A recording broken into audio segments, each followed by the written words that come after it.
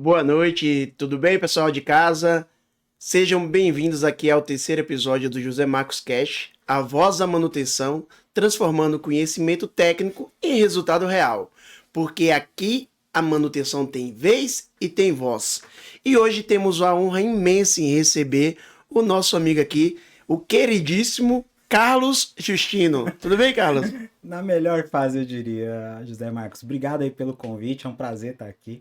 Acho que hoje vai ser um dia de grandes conversas. De grandes e boas conversas. E já começa bem, né? Porque se na melhor fase eu diria. Na melhor fase é um jargão que eu acabei criando. Acho que a gente tem que viver hoje e viver bem, né? Se a gente teve a oportunidade de acordar, de estar ali trabalhando, fazer o nosso melhor todo dia, isso que é importante, é ser positivo, e é por isso que eu tô na minha melhor fase. Exatamente. Que bom começar assim em alta astral. Cara, gente boa. Justino, você tem uma longa carreira aí na manutenção, né? Bastante tempo na manutenção, eu já estou na manutenção desde 98, lá atrás. Comecei bem na base da carreira, né? Comecei como lubrificador e fui galgando meu espaço nas empresas que eu trabalhei. Lubrificador é o cara que troca o óleo. Troco o Pra óleo, galera aí de exatamente. casa Faz a facilitar. lubrificação ali, troca os óleos, olha os filtros, essas coisas. A base ali da mecânica ali, simples. Foi o primeiro emprego seu dentro dessa área da manutenção. Tive outras atividades, mas na manutenção mecânica foi a minha primeira oportunidade. Primeira oportunidade.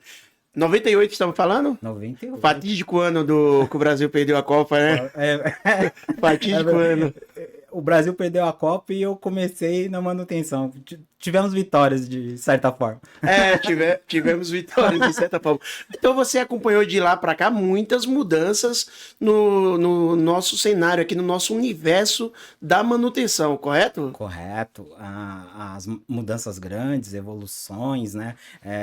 Nos motores, nos sistemas de combustível, de pós-tratamento, né? Tudo acompanhando as normas técnicas e ambientais de legislação, né? Teve mudanças nos motores, assim, por se dizer, ou nos equipamentos, por se dizer. Que grandes mudanças, assim, o sistema de injeção é um dos que mudou bastante nos últimos anos, né? Assim, né? Para quem é mais antigo, vai lembrar da bomba injetora, né? Eu trabalhei muito tempo com bomba injetora, então, assim, hoje é diferente, o conceito é o mesmo, né, de combustível e tal, para mover os caminhões, mas o sistema de injeção mudou muito, né. Antigamente nós tínhamos mecânicos, né, que mexiam com bomba injetora, eram os caras. Hoje é tudo gerenciamento eletrônico, né, controlado eletronicamente. A gente tem o camorreio. Então, assim, houve mudanças significativas, né, para normas ambientais. Você chegou a trabalhar com a injeção eletrônica no passado também, ou apenas passou de trocador de óleo e já foi ganhando outros espaços ali, não chegou a trabalhar diretamente com injeção? Eu trabalhei diretamente com injeção, com bomba injetora mesmo. Bomba injetora? Fazia afinação. Até hoje, claro, com a tecnologia vigente, com outras vertentes, mas eu fiz um curso no Senai na época que me deu a possibilidade de entender um pouco melhor sobre esse quesito e, nossa, me trouxe até aqui. O pessoal aqui tá pedindo para perguntar aqui, ô Justino, perguntar como surgiu o bordão na sua melhor fase, que virou marca registrada sua. Eu confesso que eu não sei direito. Então, de repente eu falo assim, como é que você tá? Tô na minha melhor fase. Tenho amigos que falam que tá nos meus melhores dias e acabou virando na melhor fase, né? Até dou uma resumida. Às vezes, NMF, onde eu escrevo, pessoal, como é que você tá? Eu, NMF, tô bem. Na minha melhor fase. Muito bem, Justino. Então você pegou o sistema de injeção, durante muito tempo você foi mecânico efetivo, colocava ali, trocava óleo, lubrificador, mecânico, efetivamente mecânico, né? Perfeito. Só nesse período pra cá, que você vê que mudou assim no mundo da mecânica, Justino? No mundo da mecânica, porque é uma reclamação do mercado, isso no mercado geral, de que há menos mecânicos e que há menos pessoas interessadas em mecânica.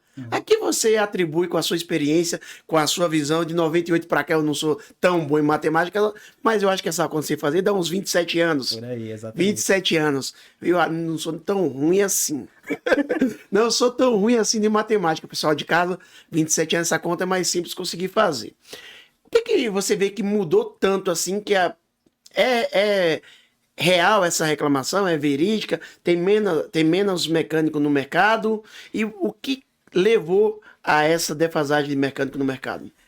Eu acredito que esse tema é um tema complexo, mas assim, são diversos fatores que fizeram chegar onde a gente chegou nesse ponto hoje, assim, de escassez de mão de obra, né? Por exemplo, a gente tem que explicar até gerações, né? Os baby boomers, geração X, geração Y, geração Z. O que motivava esse time, essas pessoas, e que motiva a galera nova. Então, assim, no passado, a gente tinha uma expectativa, era trabalhar, cuidar da nossa família ali, se eu conseguir arrumar um emprego naquela função, ficar ali por muito tempo, e esse comportamento foi mudando.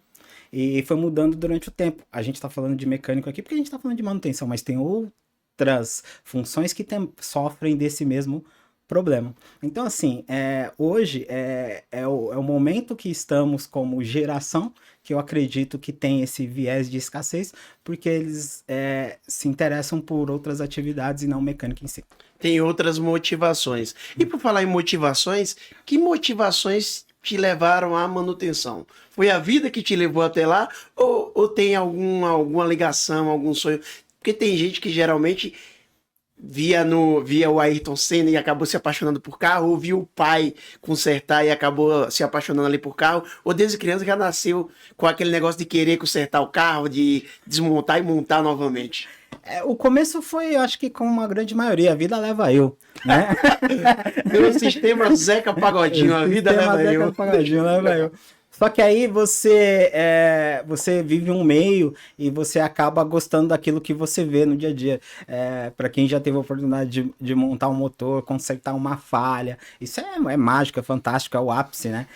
O cliente ou o dono da empresa chega com, meu problema, meu caminhão tá assim, tá assado, não funciona, não pega, e você consegue fazer aquilo ali dentro da sua área de conhecimento. Calma aí, quais são os passos, como é que eu faço um diagnóstico, como é que eu faço isso, como é que eu chego até ali para conseguir liberar ele ali no momento certo, no momento correto. Então isso vai te dando uma satisfação e você vai ficando ali, se preparando mais, que esse é o grande conselho, se é que eu posso dar um conselho bom, a gente cobra, é estudar, né? Se aperfeiçoar naquilo que você faz, fazer com amor, fazer com carinho, que essa é a grande diferença. Excelente colocação, Justino. Quando você iniciou a sua carreira, você é daqui de São Paulo mesmo? Sempre trabalhou aqui em São Paulo? Ou você trabalhou em diferentes regiões também? Eu sou de São Paulo, né? Tive a oportunidade de trabalhar em São Paulo capital. São Paulo capital. Sempre tive a oportunidade depois que eu consegui me aperfeiçoar um pouco mais, de trabalhar em outras regiões, assim. Trabalhei em outras regiões aqui em São Paulo mesmo, interior, litoral e tal. Então, assim, deu uma viajada por aí. Tem diferença cultural, assim, de um cliente, por exemplo, ou das pessoas, assim, do interior, de trabalhar no interior, de trabalhar na capital, trabalhar no litoral? É muita diferença, assim, ou é muito cliente... E quando eu falo cliente, falo do cliente interno, que como mecânico você tem cliente interno também, e tem os clientes externos. O comportamento, a vida laboral, assim, diferencia muito de um local para outro? Eu sinto uma pequena diferença. Não é nada gritante, mas assim, você tá num ambiente aqui, aí você vai para outra região, aí você vê que lá os costumes são um pouco diferentes, né? E não é tanto os internos como os externos, mas é simples, é pouca coisa. Mas não dá noção que, por exemplo, o tempo também é diferente, porque eu tenho essa noção, eu que vim do interior, eu tenho a noção que aqui é tudo mais rápido. Tudo mais rápido. Já até me acostumei. Esses dias eu me peguei comendo em 18 minutos, falando no celular, atendendo o telefone e resolvendo o problema. Já até me acostumei. No interior eu tenho a sensação que é um pouco mais tranquilo. Um pouco mais tranquilo. Assim, pelo menos na região onde eu atuo hoje, é interior, mas é uma grande cidade. É uma grande cidade. É uma grande cidade. Então, esse impacto aqui lá é o mesmo. Mas eu confesso pra você que o pessoal fala muito, ó, puta, São Paulo é outra coisa, São Paulo é loucura e tal. Mas eu não sinto muito essa diferença. Ah, que bom. Que bom. Café servindo pessoas. Nós estamos no negócio de pessoas servindo café. Exato. É pessoas. Pessoas. Esse é o norte. As empresas são as pessoas. Se nós não conseguirmos entender as pessoas, automaticamente você não consegue montar um time forte. Você não consegue alcançar os seus objetivos no dia a dia. Então, assim, entender as pessoas é um desafio diário de qualquer organização. E entender as pessoas faz parte do processo de todo e gestor. Faz parte do processo de todo gestor. Mas são anseios diferentes, são visões de mundo diferentes, são comportamentos diferentes.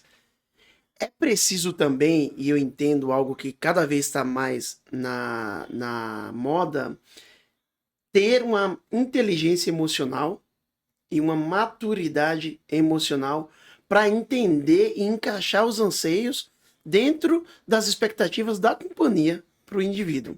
Perfeito. Quando você fala em inteligência emocional, é um conceito bem amplo e complexo também, e importante, né, no dia a dia, né? Você não para de sentir, é como você se programa para lidar com o que você sente ali no dia a dia. E quando a gente volta ali para aquele tema ali das pessoas, por exemplo, toda e qualquer empresa, ela vive de um propósito, né? A gente precisa alinhar as pessoas ao propósito da empresa. Qual que é o nosso objetivo? Aonde a gente quer chegar? O que a gente quer fazer? O que a gente quer mudar de mundo?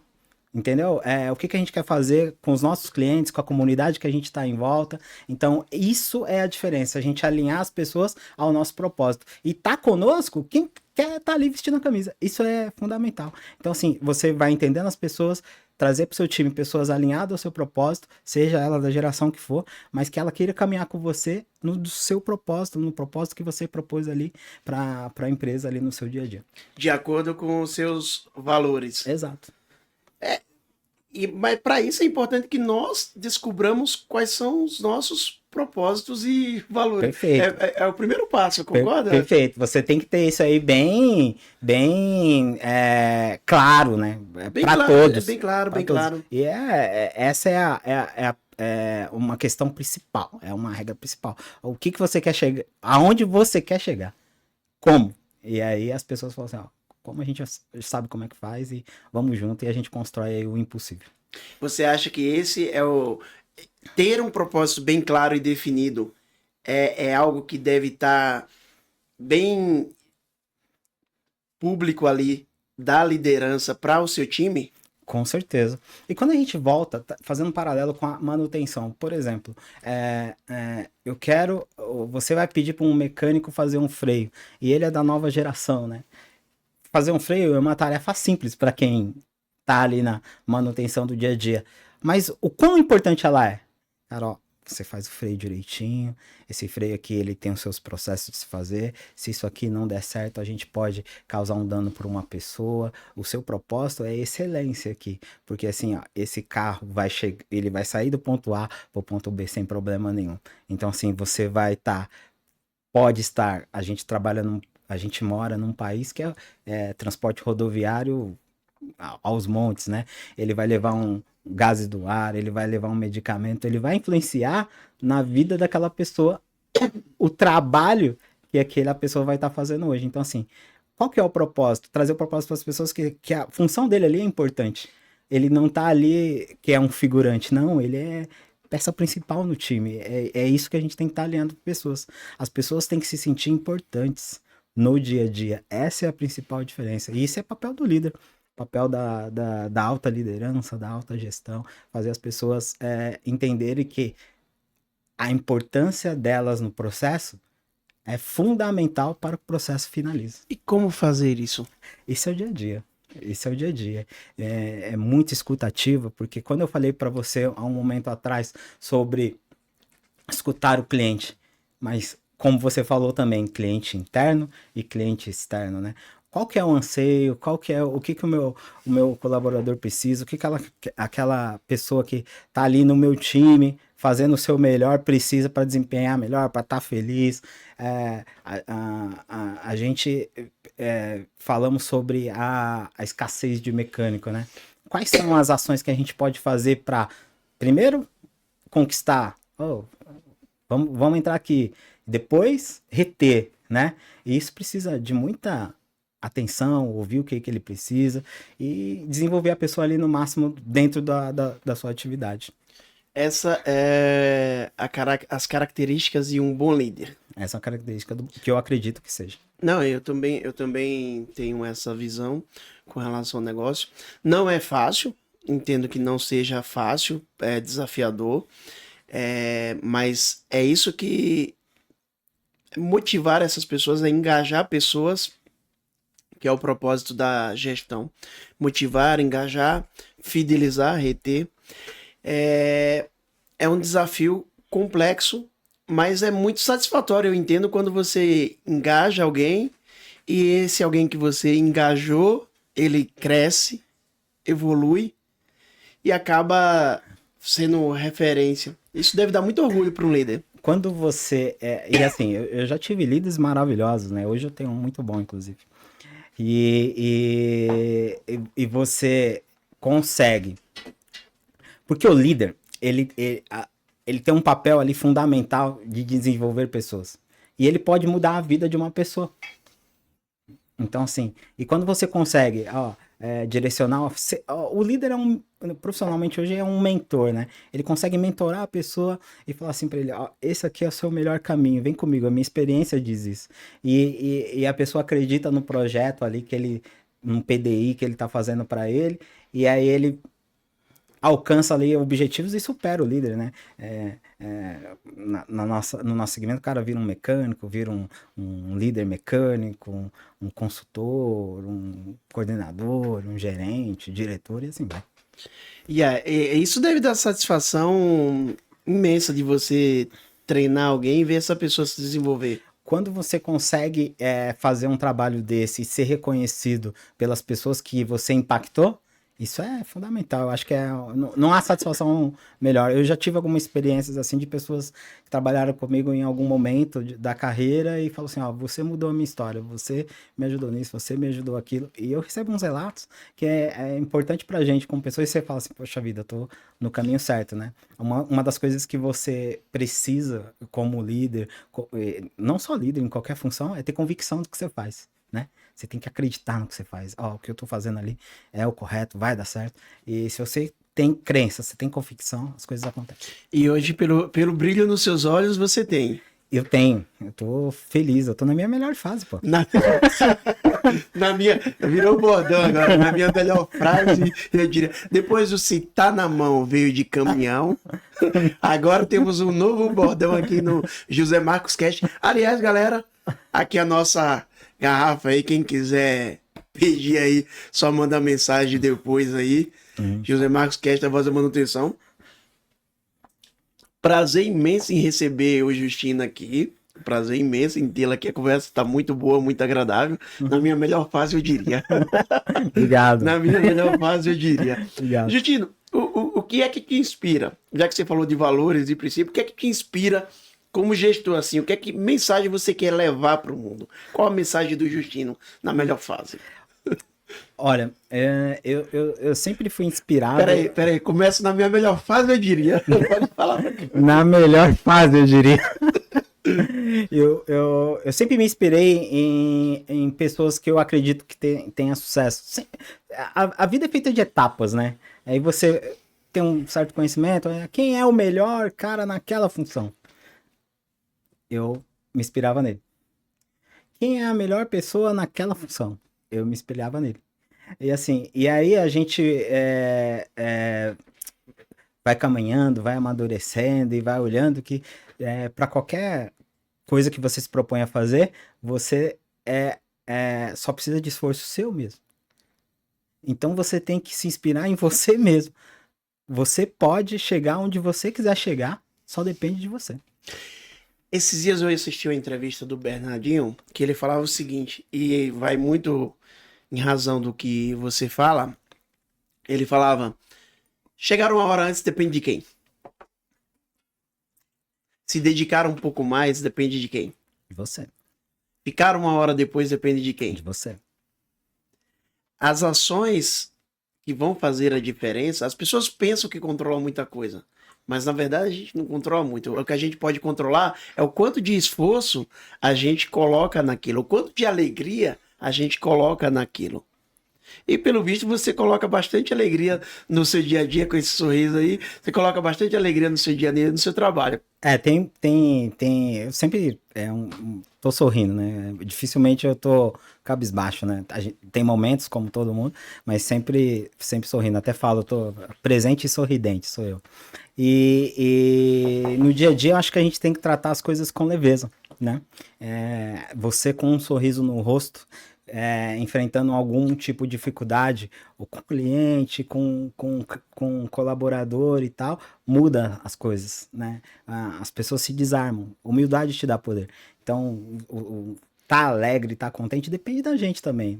Todo mundo tem dificuldade, todo mundo tem problema. Opa, e aí, o que a gente vai fazer com isso?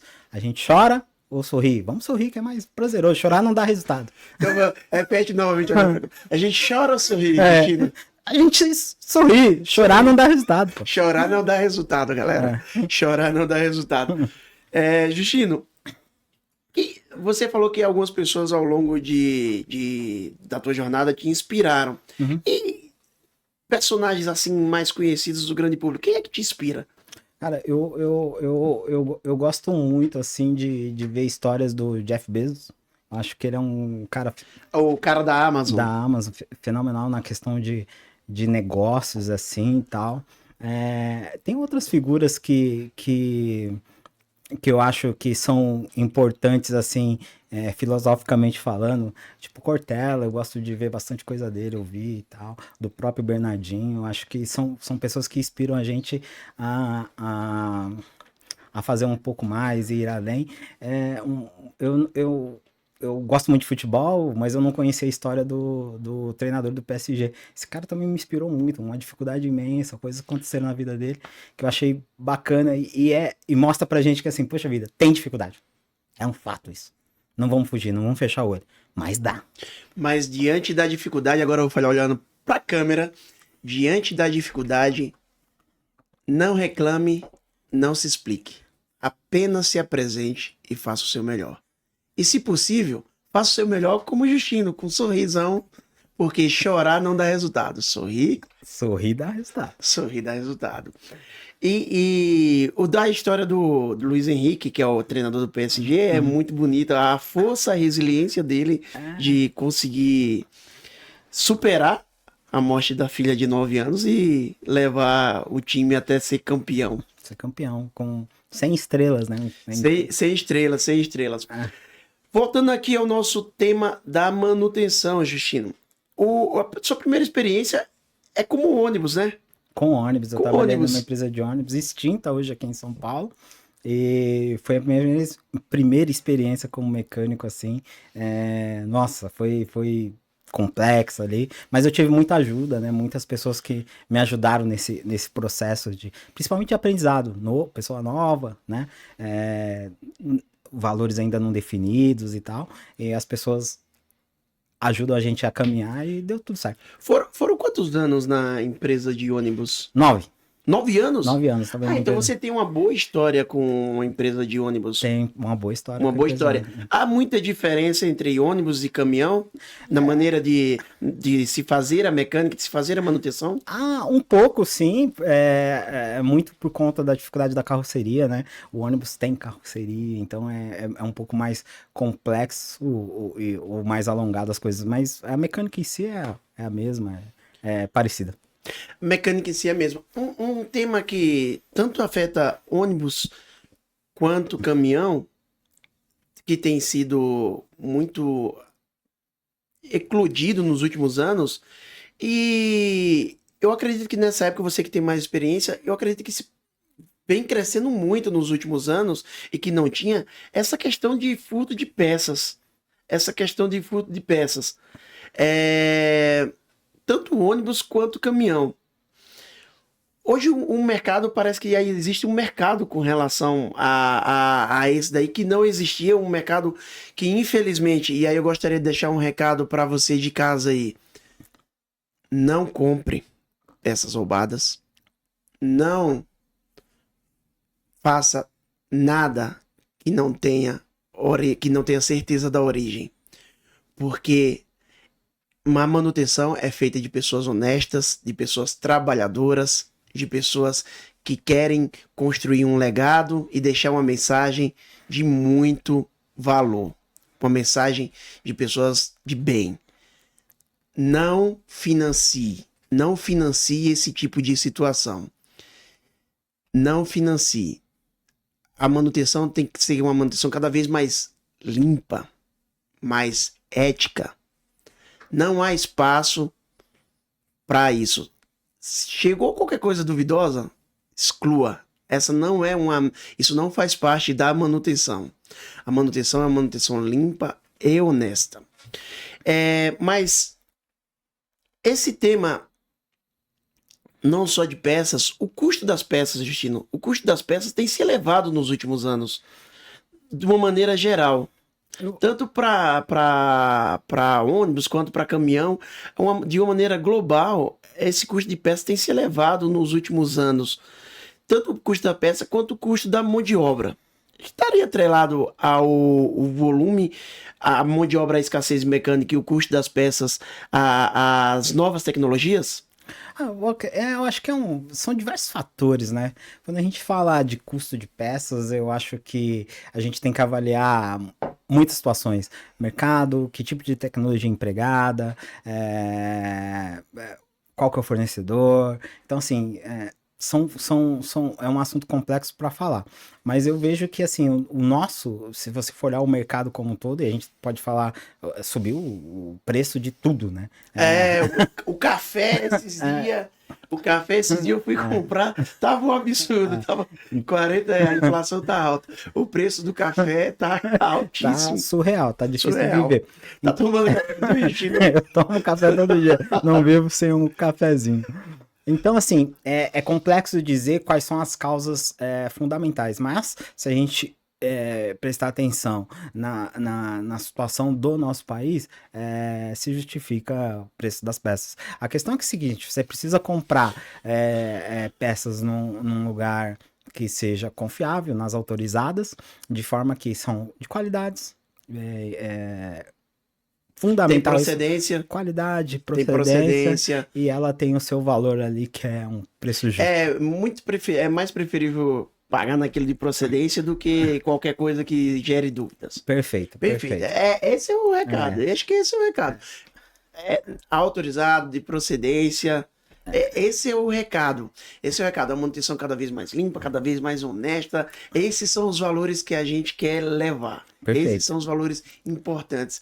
Até a gente estava falando exatamente de valores, né? Uhum. Valores, princípios. Uhum. Esses são valores saudáveis. Perfeito. É isso aí. São valores saudáveis.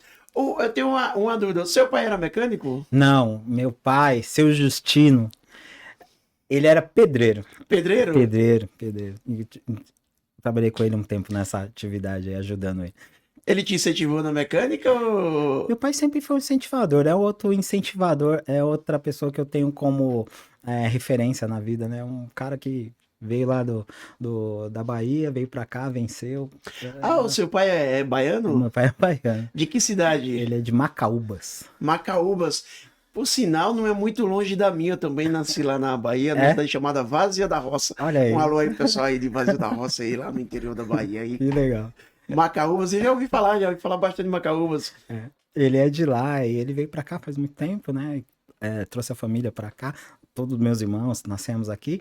E aí cada um construiu sua vida e estão vencendo também na vida aí. Cada um construiu a sua vida. Tem mais gente na manutenção no. Não, nos seus não, irmãos, ou só você eu, pela só um manutenção? só, tá bom, né? Já é muita gente, não é muita gente. Ele sempre foi um incentivador teu, assim, Sim, na, sim. na carreira. Na carreira, como é que eu vou dizer pra você, né? Fundamental, né? Ensinou tudo ali pra gente, né? Você falou de um tema sensível aí, da origem das peças. Isso é um pouco de honestidade que a gente tem que ter, né? Um pouco não, total. Total, Total. total. E isso ele ensinou pra gente, isso a gente leva, carrega em todo lugar. E por isso que onde nós vamos, onde eu vou, eu sou bem tratado, bem querido, porque a gente tem valores fortes aí. Valores fortes. Isso é de suma importância. Valores fortes, valores concretos. Eu repito novamente, faço esse apelo novamente. Só existe quem rouba porque existe alguém em alguma ponta que compra. Não compre peças de origem duvidosa. Compre peças de procedência, compre peças na autorizada, que tem origem, que tem nota fiscal, que tem imposto. Não podemos financiar esse tipo de situação. Não pode se financiar. A manutenção é uma manutenção séria, a manutenção é uma manutenção responsável, a manutenção tem valores sólidos. Valores sólidos. Esse tipo de situação não pode jamais existir na manutenção. Expurgue de onde tiver qualquer suspeita de ação nesse sentido. Porque os valores são as coisas mais importantes que a gente deixa de legado. Perfeito. Que a gente deixa de legado. Porque quando a gente deixa uma mensagem, a gente não está deixando uma mensagem apenas pra gente, mas para gerações que vêm. Perfeito. E, Justino, na minha melhor fase, eu diria, se você fosse deixar, qual é o legado que você quer deixar? Qual é o legado? Para sua família, para as pessoas que cercam a tua história? Assim, eu penso muito nisso todos os dias, né? O que eu quero deixar de mensagem positiva para todos, né? Eu gostaria de ser referência no que eu faço. Isso é muito bom. Né? E aí, e para isso eu trabalho todos os dias, estudo todos os dias, para quê? Para mim ser referência no que eu faço. Porque se alguém tem uma necessidade, eu posso estar ali para ajudar. Então, assim, meu propósito é ser referência. Meu propósito é ser referência. E eu também busco essa referência.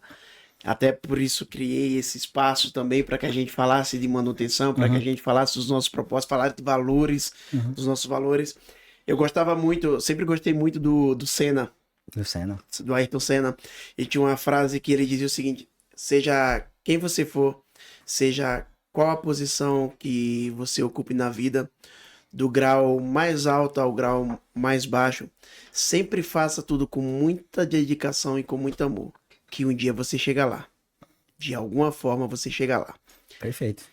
E essa missão do Senna, essa frase do Senna sempre me inspirou. Sempre me inspirou. E foi com ela que eu saí também do interior, de um vilarejo do interior com 800 habitantes, para construir uma história e chegar a estar aqui hoje, recebendo pessoas em um podcast para poder falar sobre manutenção, para poder falar sobre aquilo que eu vivi nos últimos 13 anos da minha vida.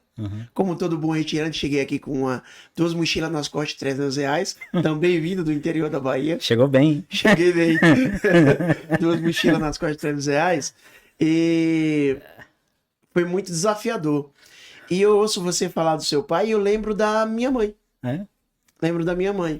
Porque todas as vezes que estava difícil, e eu pensava às vezes em desistir, eu lembrava que ela caminhava 11 quilômetros para poder ir para a escola e poder trazer o sustento para casa.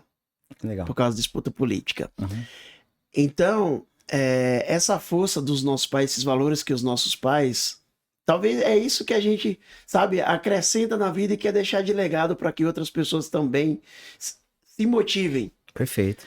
Porque no final das contas é sobre isso, é sobre o que a gente deixa de mensagem, É o que a gente é sobre o que a gente deixa de legado. Perfeito. Sobre o que a gente deixa de legado. E na manutenção, eu acho que um dos legados que a gente tem que deixar de importante são esses valores de honestidade, transparência, ética. Porque há muito disso na manutenção, e você deve ter enfrentado isso, de que o mecânico não era para trocar aquela peça, mas ele trocou. Até no carro, você tem carro, dirige carro popular também?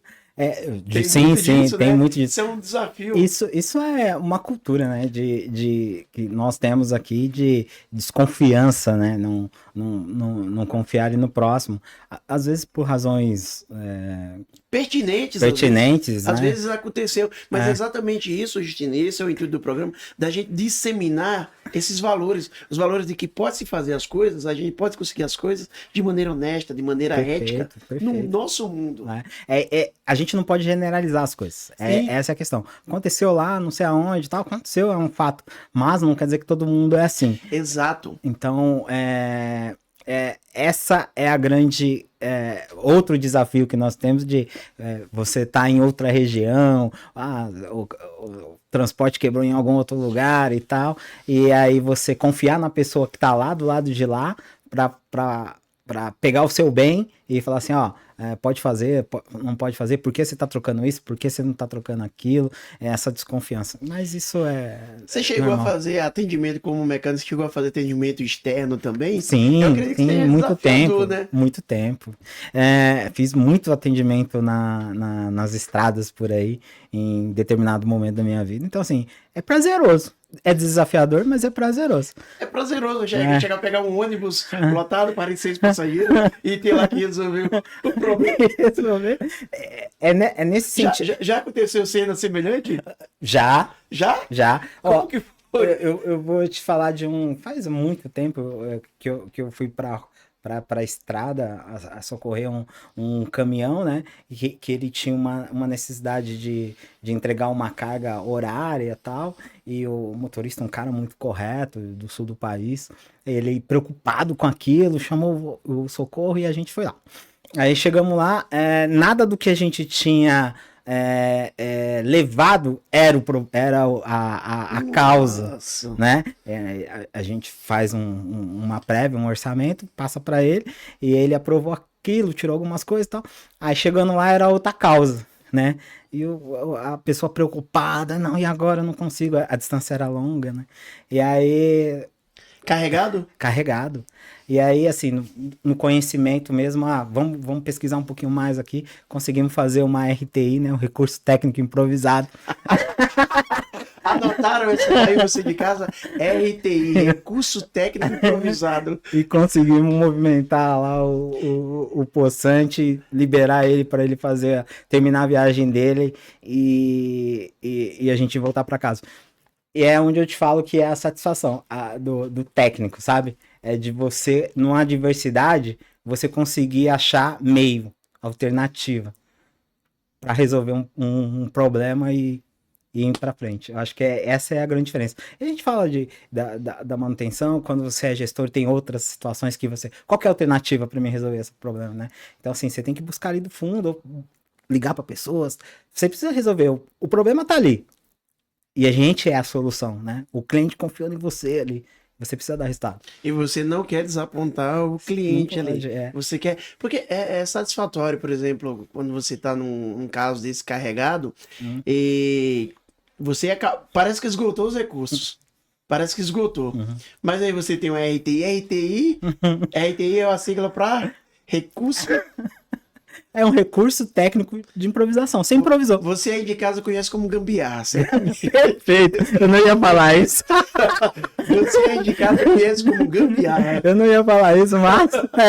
exatamente. É o recurso técnico improvisado e você soluciona. Porque às vezes aquele recurso técnico improvisado é o que vai levar a carga até o destino final e depois você consegue... Perfeito. Você chega e deixa claro. Ó, até ali aguento. Depois dali, você precisa parar. Até ali vai. Depois você por favor. E a gente resolve. Mas é isso que vai dar satisfação, e a satisfação de realizar, de solucionar o problema do cliente. Porque é esse momento aí que deve ser gratificante para quem é da manutenção, que é gratificante para quem é da manutenção, de solucionar, ninguém esperava. Mas é um botão mágico que tem ali, é um RTI mágico, e você fala, ó, É isso que eu vejo um pouco. A gente estava falando de gerações aí, alguns minutos. Eu acho que é isso que motiva as gerações mais recentes, né? O propósito de fazer a diferença, sabe? Se a gente conseguir mostrar para eles que ele vai fazer a diferença ali em uma atividade, cara, ele vai fazer e vai fazer a diferença. Então, essa é a satisfação, achar a satisfação das pessoas em fazer aquilo. Então você está me dizendo que se encontrar essa satisfação, esse propósito, incutir esse propósito, as novas gerações também Engajam. engajam. Eu acredito que é isso. A gente precisa achar esse meio. Se eu soubesse, eu Tava vendendo livro. Tá vendendo livro, Mas eu acredito nisso, e igual eu te falo, a gente tem que ter convicções no que a gente acredita. E eu acredito que se a gente conseguir achar esse propósito, mostrar esse propósito para eles, acho que as coisas vão andar melhor e essa escassez diminui um pouco. Muito bem, Justino.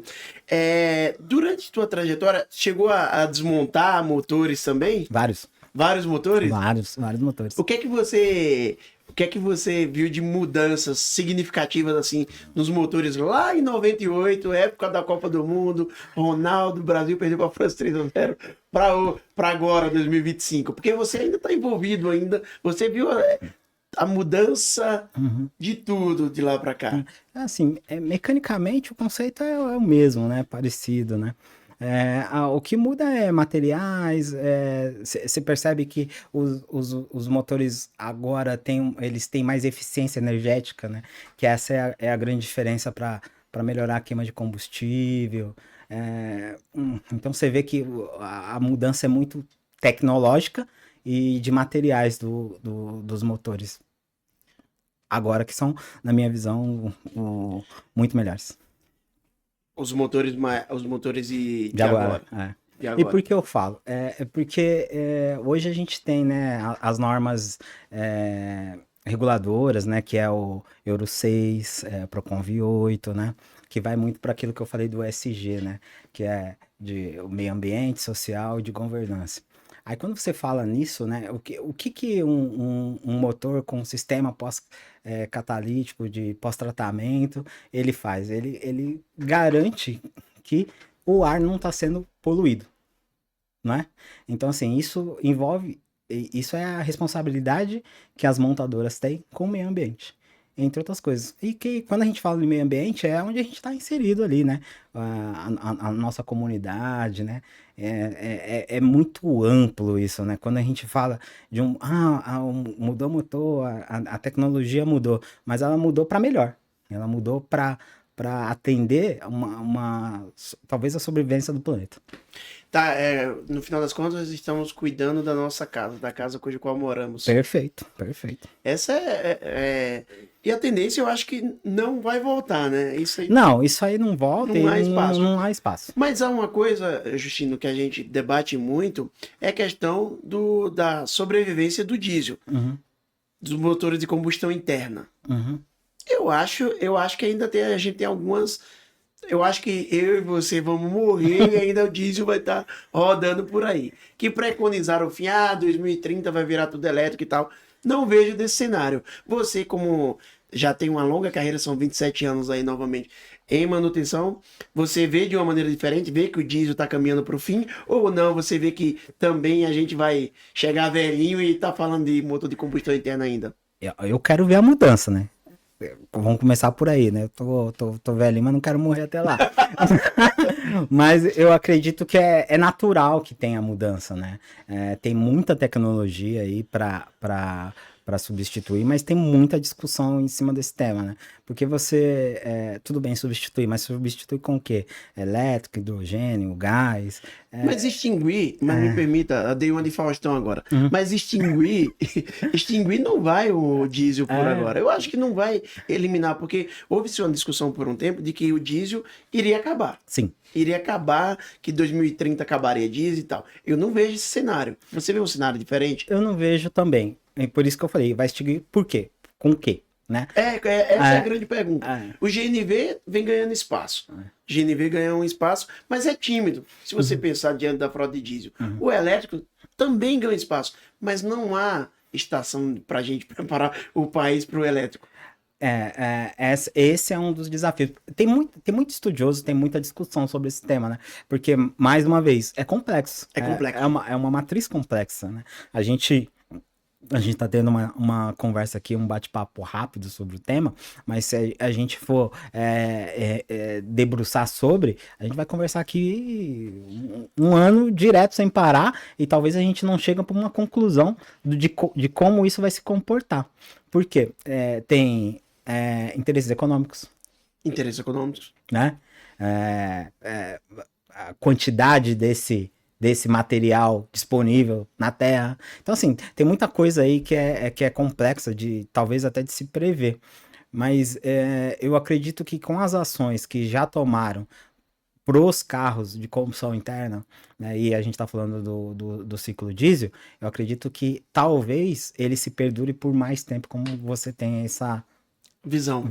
Eu também acredito que ele se perdure por mais tempo e a gente vai estar daqui a alguns anos discutindo melhorias nos motores de combustão interna. Vai melhorar isso, melhorar aquilo. Sistema de injeção de alta pressão, sistema de injeção de baixa.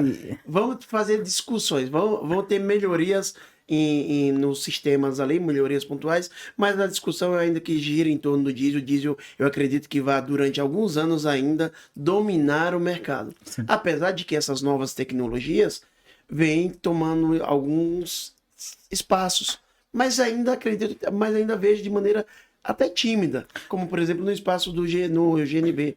Os caminhões elétricos, eu ainda vejo, pelo menos aqui no país, muito timidamente. É que assim, enquanto a gente não conseguir escalar, é tímido. A partir do momento que você conseguir a tecnologia para escalar o produto, produzir com mais quantidades, acho que talvez, porque tem espaço para todo mundo. Tem espaço para todo mundo. Tem espaço para todo mundo. E o problema é que se você não escala, você encarece. Se você não escala, você encarece. E se você encarece, você não tem menos potenciais compradores. Perfeito. Então essa é a dificuldade. Por isso que tem muita gente estudiosa olhando para soluções, para o que pode fazer. Quando você fala do elétrico, tem o desafio da bateria, tem o desafio do descarte, tem o desafio do carregamento, tem diversos desafios. Então é um tema muito complexo da gente conseguir dar um diagnóstico assim para onde vai. Quem viver verá. Quem viveu verá. E você viveu e viu durante esses 27 anos todas essas mudanças. Da maneira que você enxerga hoje, você entende com a sua experiência, com a sua expertise técnica, que era mais fácil mexer lá no passado no CP4, na bomba injetora, ou hoje está mais fácil aí com essas novas tecnologias? Os diagnósticos. Antigamente, os diagnósticos vamos lá, vamos dividir por partes. Eu acredito que não tem nada difícil. Você estuda, aprende e faz. Ponto. Estuda, aprende e faz. Exato. A partir do momento que você estudou ali bem, se fundamentou bem, você vai lá e faz. Só que os carros antigamente, eles não tinham a quantidade de módulos, de sensores que temos hoje, né? Antigamente você ia no mecânico, no manézão lá, e o mané, opa, barulho, segundo cilindro. Do barulhinho. Tal. Hoje em dia a gente tem computador de diagnóstico, tal, facilita muito a visão, te dá um parâmetro, te dá um norte, tal. Então, assim, são dois momentos, né? Eu gosto de lá atrás, porque eu vivi isso na essência. Hoje eu outras funções, mas eu tô ali todo dia vendo também, mas eu vejo que hoje você tem um suporte maior do que lá atrás. Quando o mané errava lá no barulho, que não era no segundo, era no terceiro, ele não tinha um suporte. Hoje o computador te dá um suporte, te dá um norte, te dá coisas melhores. Então, assim, evoluiu. Eu digo que hoje, para manutenção, tá melhor. Porque você tem equipamentos, você tem tecnologia que te ajuda a fazer um bom diagnóstico e encontrar a falha com menos tempo. Porque quando a gente fala sobre transporte, o tempo é fundamental. Quando a gente fala sobre transporte, o tempo é fundamental. Porque se tá na mão, é porque foi de caminhão. Se Boa. tá na mão, foi de caminhão. E se chega, tá na melhor fase. Se chega, tá na melhor fase. Pessoal, é um prazer imenso receber aqui, Justino. Você abrilhantou esse momento aqui com nosso, mais esse episódio aqui do José Marcos Cash. É um prazer falar com pessoas que inspiram outras pessoas, que levam esse sorriso no rosto e que têm valores e propósitos bem definidos. É um prazer, foi um prazer recebê-lo aqui. Desejo que você continue com esse sorriso, que você continue com esse brilho e dizendo para todo mundo na minha melhor fase, que é sempre agora, eu diria. Eu gostaria que você deixasse uma mensagem aí pro pessoal de casa aí, mandasse seu alô aí, pessoal aí. Tá.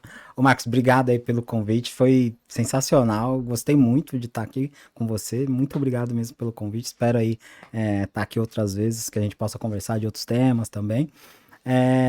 E pro pessoal aí de casa, pro pessoal do podcast, que segue o podcast, o que eu tenho aí para falar para todos é assim, acreditem que dá. Hoje você tá ali como mecânico, tá ali como ajudante, tá ali como gestor, tá ali, tem espaço para todo mundo, dá pra gente fazer mais e melhor. E vamos lá, resultado é que manda, resultado é que gira. E vamos lá, resultado é que manda, resultado é que gira. E esse é mais um episódio do José Marcos Cash, transformando conhecimento técnico em resultado real. Em resultado real. Foi um prazer imenso. Curta, compartilhe a voz da manutenção. E lembre-se sempre, estamos no negócio de pessoas.